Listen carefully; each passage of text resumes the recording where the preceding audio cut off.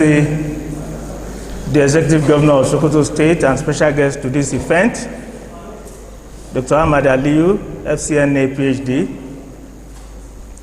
the Royal Father of the Day, His Eminence, Alhaji Dr. Sahad Abubakar III, CFR MNI, ably represented by Alhaji Muhammad Bello Abdurrahouf, the District Head of Bodinga.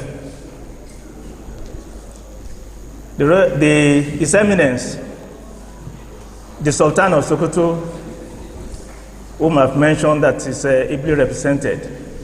The distinguished chairman of this occasion, Professor S.A. Seidu, a friend and a colleague, the immediate past provost of the College of Health Sciences, Usman Danfodiyo University, the chief host, Dr. Farouk Abubakar Umar, PhD, the Honorable Commissioner of Health, Sokoto State, the guest of honor, the Vice Chancellor of Usman Danfodiyo University, ably represented by the Deputy Vice Chancellor, Research, Innovation and Development, Professor Tukur Adamu, distinguished professors, CMDs and CEOs, Dr. Adamu Abubakar, ably representing the Honorable Commissioner, co-speakers, my provost and colleague, Professor Jimo Abdul-Ghaffar,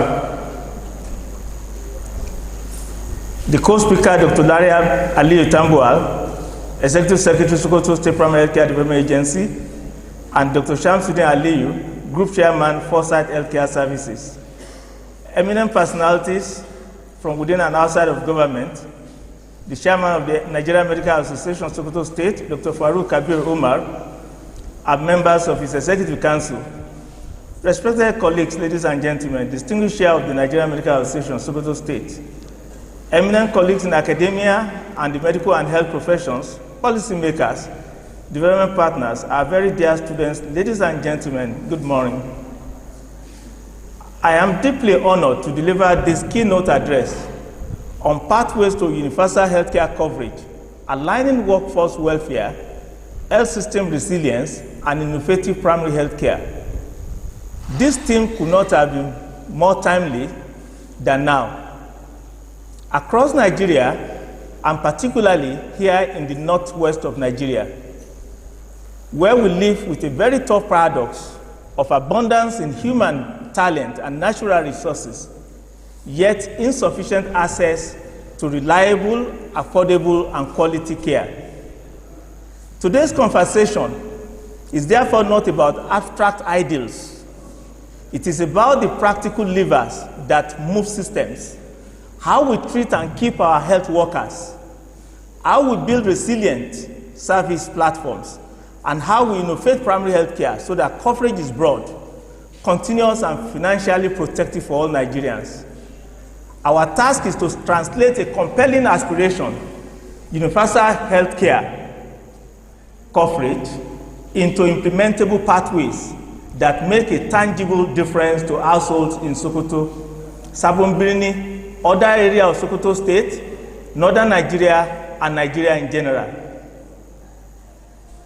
Universal health care coverage, as defined by the World Health Organization, is that all people have access to the health services they need: prevention, promotion, treatment, rehabilitation, and palliation, without suffering financial hardship. Setting the context, universal health coverage is explicitly embedded in SDG Target 3.8, which is on good health and well-being for all at every stage of life. And the fact that it's considered as a driver of social inclusion, equity, and human dignity. In practical terms, universal health coverage rests on two guarantees. First, that people actually receive the quality services they need. And second, that they are protected from financial ruin, financial catastrophe when they seek care. Yet in Nigeria, the financial reality tells a different story. Households still bear a heavy burden of out-of-pocket spending on health, among the highest in the world. Those who know me know that I like talking. But I've warned that as soon as it's almost time, I should be reminded at 5 minutes to go. So, what is the status of service coverage and out-of-pocket expenditure? How does Nigeria compare? Unfortunately, the current data that is available for Nigeria was 2018. Now, when you look at the service coverage index, from highest, I've taken a few countries to compare Nigeria. You can see a mix of some West African countries in the West African neighborhood and some that in Asia, other areas of Africa that we should be, in terms of resources, we should be at the same level or better. You can see the highest service coverage index at 89% in Singapore, and you can see how Malaysia fare, and Algeria, also in Africa, Islamic Republic of Iran, South Africa, Egypt, India, Indonesia, Kenya, Senegal, Rwanda, Ghana, Gambia, Pakistan. Nigeria is down there, fourth to the last. That is the situation of our healthcare coverage, universal healthcare coverage. When you look at the percentage of population spending more than 10% of household consumption or income on out-of-pocket healthcare expenditure, for these countries, you can see Rwanda in Africa having least 1.1%. You can see Ghana with 1.33%. That is, life is easier for them. There's not much of catastrophe with respect to paying for their health care. But here is Nigeria at 15.79%. Furthermore, the proportion of population that are pushed below the 2.15 United States dollars poverty line by out-of-pocket healthcare expenditure as at 2012 data, because the latest are not available, not readily available. You can see that Nigeria is only better than Syria alone. And you can see all other countries that are there, including Republic of Benin, Chad, Mali, and all, Burkina Faso, Cote d'Ivoire, and all that.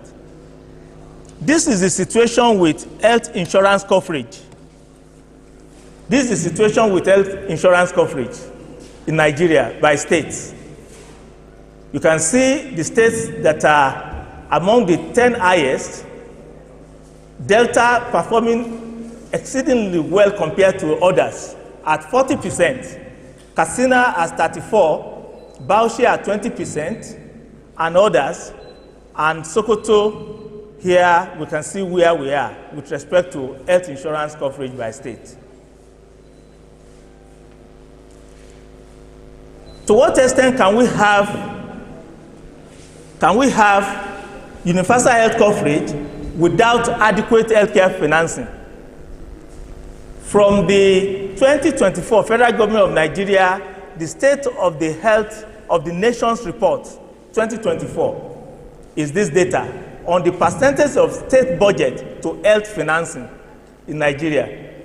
And we can see the state that budgets the highest of its state budget to health as Imo with 24%, Abia at 16%, Kaduna at 15.6%, and Sokoto at about 11% or so here.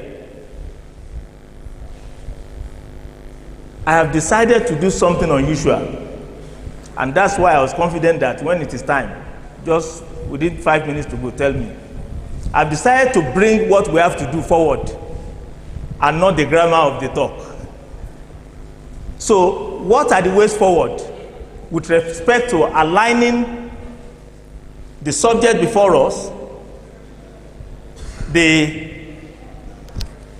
issue of workforce welfare, the issue of resilience, and the issue of innovative primary health care in order to foster universal health coverage? What do we have to do? I said the same thing in Kebbi last week when I delivered similar lecture, keynote address. That is not about rocket science. It's not about rocket science. Why is it that the workforce is diminishing? Why are they moving? Why are they draining outside the country? Why is it that within the country, healthcare workers are drifting into other sectors? Why is it that health workers are refusing to go to rural areas? What is most painful to me is a misconception that I failed to come in reality with, as if primary health care is health care for the poor. As if primary health care is health care for the poor. As if primary health care is meant to be without doctors. How many people in reality take their sick patients to primary health care centers among the elites? So, my recommendation here about workforce welfare,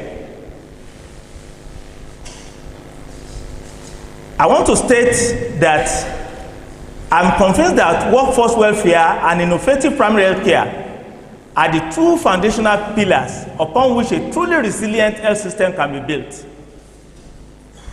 You need those two pillars: health workforce and innovative primary health care, in order to be able to build the resilience. This is because a health system cannot withstand shocks or deliver continuity of care unless its workers are motivated, unless they are protected and retained. Nor can it reach every Nigerian equitably unless primary health care is reimagined and strengthened as the entry point for all. My CMD sitting here, Professor Anos, can tell you the strain and the stress he bears from the multitude of patronage. I'm sure his CMAC can also testify to that. Cases that should be attended to at the primary health care level, surfacing for the first time in teaching hospital. It's like killing the mosquito with a dang gun, but we'll get to what is responsible. Resilience is not a standalone pillar. It is the product of these two forces working in synergy. Workforce welfare provides the human strength, and innovative primary health care provides the structural reach. Together, they give birth to resilience, and resilience is the bridge to universal health coverage. A Nigeria where health services are continuous, equitable, and financially protective for all. If you want to retain the workforce, what do? Let's consider this. If we are serious about universal health coverage, we must ask ourselves, what will it take to make rural and underserved postings not a punishment but a privilege? Imagine if the salaries of Nigerian doctors, nurses, and midwives were competitive enough to rival those in countries they might otherwise emigrate to. Imagine if those who volunteer for rural service were given housing with inverter solar systems, vehicles, and other living amenities, assets that become theirs after 5 to 7 years of dedicated service. I can tell you that many people will dare the insecurity and go into those places if the houses they will live in and the vehicle that they will own will become their own after 5 to 7 years of service. Imagine further that the children of these rural practitioners had priority access to boarding schools in urban centers, easing the greatest family concern about rural service. Add to this rural hardship allowances and career progression incentives, and we will transform rural health service into a prestigious career path. And if midwives and nurses could be recruited and trained through hybrid blended digital programs, combining online modules with short residential training in the cities, Nigeria could scale its frontline workforce rapidly without removing trainees from their communities for long periods. Why do we find it difficult to have nurses and midwives in rural areas? Because everybody wants to live in town. If people have completed JSS and SS, they completed their SS in their local communities, and were able to train them through this hybrid system, digital platform, and short time stay in the town, then it will be that we are sourcing the human resource from the local communities and we are retaining them in those rural communities. It is doable. We don't have to wait for the white man to come and tell us this. It's always our tradition to wait for white men. We don't think we can do anything good. We don't think we can do anything innovative until they have to come and perhaps sponsor us to some conferences within the country and outside, and then we'll come back and say, okay, it is doable. We don't have to wait for that. It is doable. These are not fantasies. They are implementable strategies. They are the kinds of policies that turn workforce welfare from rhetoric into tangible retention, and from retention into service continuity. With such measures, we could build not only loyalty and resilience among health workers, but also the foundation for universal health coverage in even the most remote corners of our nation. Now let's look at innovative primary health care. Innovative primary health care. You all know what primary health care is about. In principle, in structure. Don't let me take your time about it. I just have some fundamental questions to raise and address. Primary health care, I don't want to go into the history. It was on the basis of compassion, on the basis of meeting universal health coverage, that it started with Health for All by the year 2000. And over 3,000 delegates signed that accord at Alma Ata in 1978. The Chinese, the Indians, rural health workers pioneered a lot about primary health care. Since Nigeria joined the struggle to entrench primary health care, under the most active Minister of Health that I ever worked with, Professor Olikwe Ransom-Kuti, a realist to the core, a pediatrician by discipline, but occupies the place of the father of primary health care in Nigeria till today. He saw how children were dying as a consultant pediatrician at the Lagos University Teaching Hospital. He saw how children were dying and he was worried. What's killing all these children? He was tired of attending to the children. He was worried that they keep dying. Every child they bring, out of every 10, about 9 will die. And he was surprised what was responsible. If you know Lagos to some extent, and you know the Lagos University Teaching Hospital, to the front of Lut is Surulere, the area of the elite. And to the back of Idiaraba is Mushi, the slum of Lagos, one of the biggest slums of Lagos. So he decided to go into where they were coming from. Most of the children that were coming to die in hospital were coming from Mushi. When he went there, he realized that the people were living not only in the ghetto, they were living in the gutters. Poor sanitation, poor water supply. That was what was killing the children. Environmental fleet, translating to respiratory tract infections, were those things that were killing the children. And he realized that primary health care must be made available in the country and strengthened. And he did that. Since Oliko Ransom Kuti, what has happened? The solution I want to proffer is that the innovation, the greatest innovation that primary healthcare needs in Nigeria today is what? Doctor-led primary healthcare. Doctor-led primary healthcare. That is the link that has been missing. With all the funding into primary healthcare, how come that we still have one of the worst healthcare indicators in spite of our resources? Over my 3 years of practice in medical profession and public health shows me clearly that what is missing is the absence of medical doctors in primary healthcare. That is what is missing. And that is what we need to introduce. When doctors are not involved in primary healthcare, it's like the local government chairman who does not stay in Sabombini with his people where he's supposed to rule over, to share over, but he stays in Sokoto. It is when the state governor that should be in the state lives in Abuja. We cannot abdicate our duties. We have to drive the primary healthcare process. And I have evidences of our health indicators, how it has suffered. I don't need to waste time on it. You all know it. And I'm going to showcase what happens with primary healthcare in other countries of the world. I took my time. What did I find out? Let's look at this. Do developed countries operate primary healthcare centers? The answer is yes. They operate. I compare Nigeria with United Kingdom, Canada, United States, and Scandinavia, Sweden and Norway.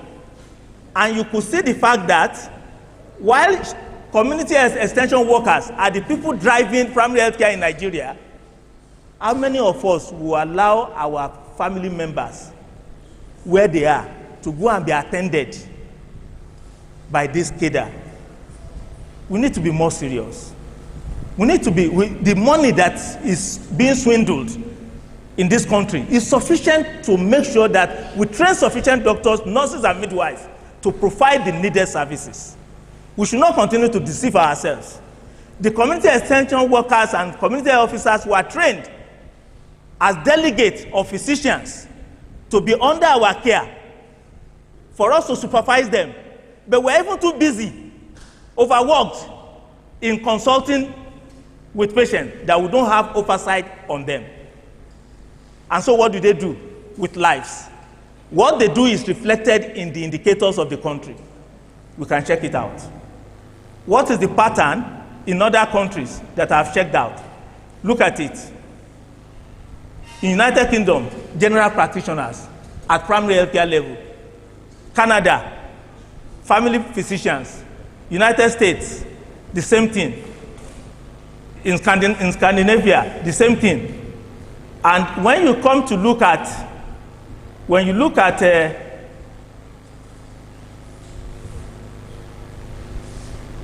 compare Canada, Pakistan, India, Bangladesh, Indonesia, Malaysia, you can see the staffing pattern. Staffing pattern in Pakistan, doctors at rural health centers. Doctors, manned primary health care centers. India, doctors, MBBS. You know, primary health care is a multidisciplinary. It's team approach. And so that's what you have. Bangladesh, you can see how doctors feature. Indonesia, Malaysia, Singapore. And all of them have better population health outcomes than what is happening to us in this country. It's not a question of do we have enough? We have to plan for them. We have to do it piecemeal. In a 5-year development plan, how many primary health care centers in which local government areas of Sokoto State, in each of the local government areas, how many are you going to employ to make sure that you get doctors to be in charge of primary health care centers? It is when we get to that the consultants who are specialists and are supposed to be doing the teaching and research at very high level for very difficult cases, that they will no longer be involved in treating malaria. And what are the diseases we are even dealing with in the country? Unfortunately, we are dealing with diseases of rats, Ebola. We are dealing with diseases of Lassa. We are dealing with diseases of flies, cholera. We are dealing with the cholera, lack of potable water supply. This is still where we are. We cannot afford to continue to be in this stage. When you look at Ghana, South Africa, Egypt, Algeria, Iran, you see how doctors feature in these very serious places. You can see how they feature in these places. In South Africa, the doctors are at comprehensive health centers and district hospitals.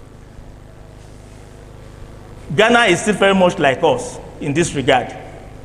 Now, you look at which other, Niger, Republic of Benin, Cameroon, Togo, Liberia, Sudan, Somalia. This is where we are. We are together in this aspect. So, what have I profiled? What I've profiled is the fact that the need, the advocacy for doctors to be well represented, to get seriously involved in primary health care. The community health extension workers and CHOs, they were meant to be very active in preventive, reaching to communities, overseeing sanitation, water supply, and all that. But all that has changed. They stay in the primary health care centers and they don't have time for all others, the preventive care. They only have time to consult patients and prescribe for patients. That's where we are. And that is why the health indicators continue to be bad as it is. What does the healthcare system need? Nigeria Medical Association, other health professionals, we need to be more proactive. We need a lot more of family physicians in terms of training. We need a lot more in terms of training of general pediatric physicians.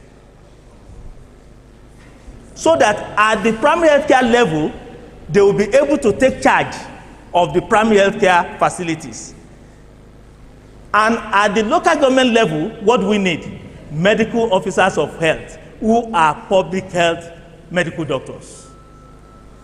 If we have family physicians, general practitioners, general pediatricians, in large abundance, they should constitute about 40% of the human resource for health in terms of doctors.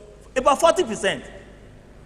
And you have about 30% of public health physicians also being trained, in addition to 40% of the general practitioners, family physicians, general pediatricians. Then it could now be 30% for the core specialists in very core areas of advanced research and the high fallating specialization areas in medicine. I think this is the way to go. If we have doctor-led primary healthcare services, it will confer trust and accountability. It will be more comprehensive. Supervision and training of lower cadre healthcare workers will be better. There will be referral efficiency. And of course, it will translate to evidence in terms of population health outcomes, the indices. I will not take your time. I have mentioned the most important thing that I think we need to do, and perhaps for me to round that up is the fact that I wonder why we keep the distance. Politicians, especially Nigerian politicians, I think our solution is to keep talking. The solution is to keep, if some people think they don't know what to do, we should keep telling them what we think will work for us. And I see two important things that we need to do. One, we need to take the statistics that we have to the State House of Assemblies to show them the data and demand from them that they should address the data that we have brought. I am very sure that with your education, with my education, there's no doubt that they will feel embarrassed if they will not do that. We cannot continue to keep sitting in our teaching hospitals, staying off and thinking things will work. No, We must go to them at the assembly, seek official audience, present the data. That's what they are there to do. That's what they are there to address, the policies that will change life for better. Then the second thing is the fact that we must invite whosoever are the commissioners of health every year in the summit to come and address us, to present the population health indicators. Maternal mortality, neonatal mortality, infant mortality, underfarm mortality. What have they done? Healthcare facility, the state of infrastructure of healthcare facilities. Let them come and tell us. They are serving us. They should be accountable. But why are we not asking them? Why is it that we don't have the courage? Why is it that we are not doing it? If we as medical doctors will not do it, if we as intellectuals and academics will not do it, is it the people that are selling coffee on the street that will do this? No. This is the situation of maternal mortality. It's the latest data, comprehensive data from the National Bureau of Statistics, and the other one from the State of the Nation Health Report 2024 at the other places. And this is from the Nigeria Demographic and Health Survey in terms of neonatal mortality. And you can see where our state, is for all this data. Maternal mortality, you can see where we are. Neonatal mortality, post-neonatal mortality, infant mortality. The statistics are very appalling. I don't need to bother you extremely anymore about all this. Let me therefore quickly go into the conclusion.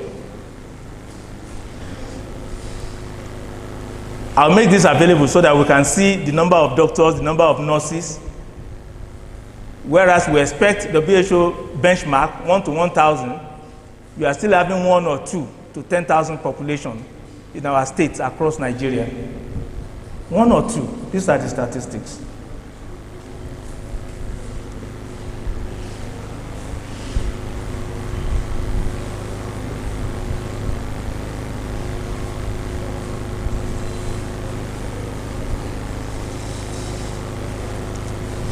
With the 3 central pathways, the logic model connects resources through processes of how you can do things for you to be able to achieve results. If we work very closely with this logic model, like I said earlier, it is not rocket science. We will eventually greatly improve our primary health care system, universal health coverage, and the health indicators will become greatly improved. There are a lot of lessons we can learn from other countries of the world. Distinguished guests, colleagues, let me now speak directly to what next. I have addressed most of this. The NHIA Act needs to be operationalized. SOMAS, that is currently much more operated at state level, need to be decentralized to primary health care level, because that's where most epidemics begin. So the majority of primary health care level facilities, they don't have the digital facility to be able to capture surveillance data. So to what extent can our health system be resilient? I've mentioned what NMA can do and what we should do. Health workers need to be more committed. Communities and civil societies need to bring their hands on deck. And the call, in one sentence for me, is that to all stakeholders, the call is simple. Put people first. Put primary care first. And to steer the healthcare ship safely and effectively, put health workers first. Distinguished guests, colleagues, we began this journey by reflecting on the paradox of our nation. In spite of its disadvantages, its constraints, universal health coverage is not an utopian dream. It is achievable. It is a moral and constitutional duty owed to every Nigerian. The road ahead may not be easy, yet the experiences of nations like Rwanda, Thailand, Ghana remind us that progress is possible, even in resource-constrained contexts. When priorities are well aligned, policies are consistent, and communities are empowered. We have all the building blocks that it requires to do the needful. As we leave this conference, let us know that all we need is a political will, the professional unity and societal trust, that caring for our workforce is caring for our nation, that building resilience is protecting our collective future, that strengthening primary health care is the surest road to equity and sustainability. If we align all these three pillars, we will not only achieve universal health care coverage, but we will also redefine what it means to be a nation that values the health and dignity of every citizen. I will end with the words of Dr. Abdamala, a former Director General of WHO, who I cherish so much in terms of passion and commitment. Just like our Professor Oliko Ransom-Kuti of Nigeria, I have never seen a Director General of World Health Organization like Dr. Abdamala, who said, health for all will not be achieved by slogans, but by deeds. Distinguished guests, colleagues, the time for deeds, the time for the deeds is now. Let us build a Nigeria where universal health coverage is not a promise, but a lived reality. Thank you, and God bless.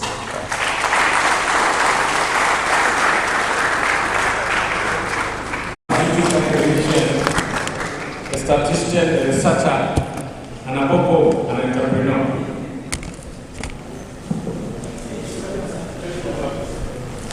That's what you want to show. You want to show.